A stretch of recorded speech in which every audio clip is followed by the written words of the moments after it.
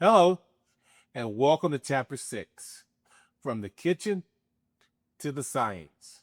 Earlier this week, we talked about why doesn't water and oil mix, what's an emulsion, and why your blender is doing much more than just blending. Now, let's get to it. Notice how the oil rises and forms a second layer, which doesn't mix. Now, the reason why that is, water molecules stays with water molecule, and oil molecules are attracted to other molecules. In science, water is polar and oil is nonpolar.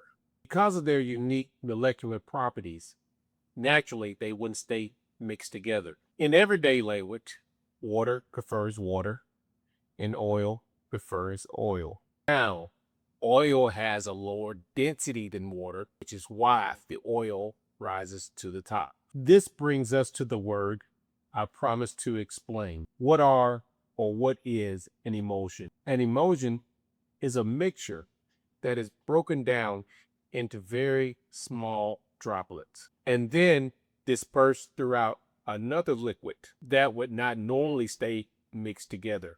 Now, I know, don't be afraid of the word emulsions.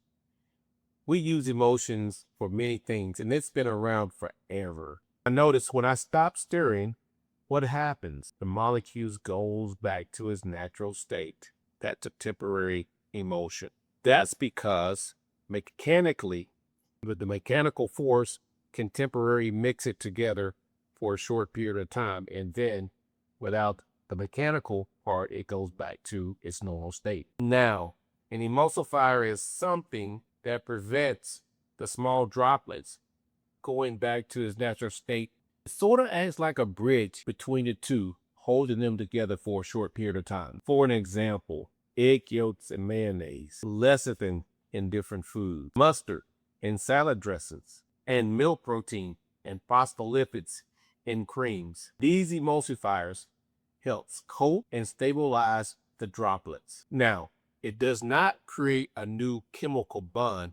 It is only temporary, as we stated earlier. We'll move from water to the coffee demonstration. Now, as you can see, there's similar results here. When I simply pour the MCT oil in the coffee, I've temporarily moved the oil through the coffee, but larger droplets may remain, and the oil may quickly rise to the top, just like it did before, as you can see in this demonstration.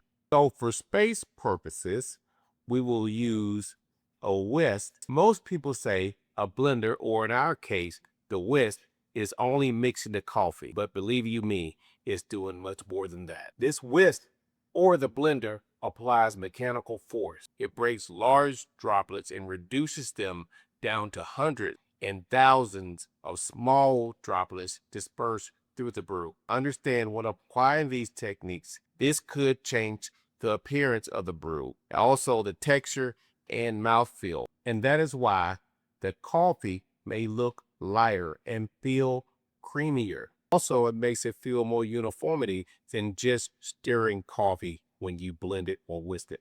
This whisk is reducing the droplet size. Now, when the droplets are smaller, this is a temporarily emulsion. Now, we're going to take it one step further. We're going to take the half and half and the MCT oil and then mix it in with the coffee so you can see the difference. You can consider this half and half as part of the emulsion equation. It comes with water, milk, and fat, which binds everything together. The milk protein in the phospholipids might help surround and disperse the droplets. Then, and only then, when the mixture is added to the coffee and blended, it may remain more uniform and blended just a little bit longer. I will demonstrate this with this whisk.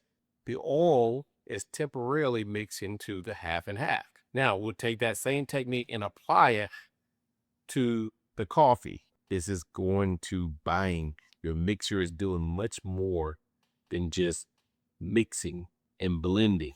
All those large droplets are now being into hundreds and thousands of droplets, which may help keep a longer, flavorful hot brew together, creamy and lighter. So here's what we learned today. Water and oil do not naturally mix together because of their molecular structure. Now, what we learned about emulsifiers, it can help stabilize those tiny droplets. And your blender is doing much more than just stirring your coffee. The blender is reducing droplet size, dispersing oil, incorporating air, and changing the texture of the finished drink that you enjoy. This is Robert McAdory, your licensed dietitian, your certified fitness specialist, and food scientist. This is chapter 6, from the kitchen to the science. Until next time, remember, your blender is not just blending, it's actually changing the physical structure. Until next time, folks, live life strong. See you soon.